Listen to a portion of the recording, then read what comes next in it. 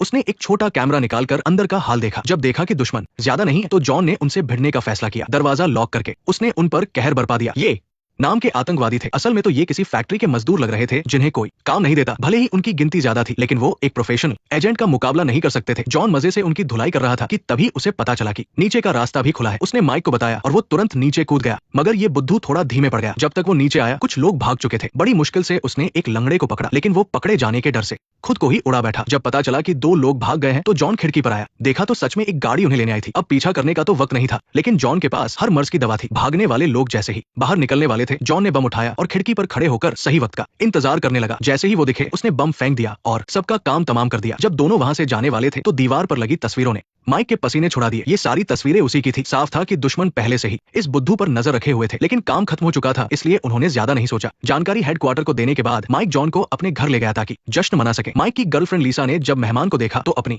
सहेली को भी बुला लिया। बातें चल ही रही थी कि जॉन का फोन बजा। अपनी आदत के मुताबिक वो बात करने के लिए साइड में चला गया, लेकिन उसे फोन में अजीब सी खरखराहट सुनाई दी। एक पुराना जासूस होने के नाते जॉन तुरंत समझ गया कि माजरा क्या है। वो देखना चाहता था कि कौन उसके सामने ऐसी चाल चलने की हिम्मत कर रहा है। वो चुपचाप खाने की टेबल पर गया और खाना सूंघा। खुशबू तो अच्छी थी, सोचा थोड़ा खा लिया जाए, लेकिन तभी एक फोन आया और उसे ये खेल खत्म करना पड़ा। माइक तो प्यार में अंधा था, इसलिए उसने लीसा को भागने का मौका दे दिया। जॉन ने बस उसकी गाड़ी का नंबर नोट किया। जब वो दोनों लीसा की चाल के बारे में बात कर ही रहे थे कि तभी लीसा ने खुद माइक को फोन कर दिया। उन्होंने तुरंत उसकी लोकेशन पता करनी शुरू कर दी। फोन करने का मकसद सिर्फ माफी मांगना था। उसने कहा कि वो किसी को चोट नहीं पहुंचाना चाहती थी। उसे पता था कि वो ट्रैक हो रही है। माइक कुछ पूछता उससे पहले ही उसने फोन काट दिया। जाहिर है कि प्यार उसके फर्ज से नहीं जीत पाया। अपने बॉस का हाथ चूमने के बाद उसने अपना इरादा पक्का कर लिया था। वक्त कम होने की वजह से वो लीसा की सटीक जगह तो नहीं खोज पाए, लेकिन पीछे के शोर से उन्हें अंदाजा हो गया कि वो एयरपोर्ट हाईवे के पास थी। तभी माइक को वहां के राजदूत का फोन आया। उन्होंने कहा कि अमेरिकी मेहमान एयरपोर्ट आ चुके हैं और तुम वहां क्यों नहीं हो। ये सुनते ही जॉन के कान खड़े हो गए। उसे यकीन हो गया कि लीसा का मकसद उन मेहमानों को मारना है। वो एक साथी को लेकर तुरंत हाईवे की तरफ दौड़ पड़ा, मगर माइक को कुछ गड़बड़ लग रही थी। अगर लीसा का मकसद हत्या करना था तो वो इतने दिन उसके साथ क्यों रह रही थी। ये बात हजम नहीं हो रही थी। वो बेडरूम में गया और उसके सामान की तलाशी लेने लगा। वहां उसे एक अजीब सा कपड़ा और पेरिस सम्मेलन का एक अखबार मिला। जब उसने एक नक्शा देखा तो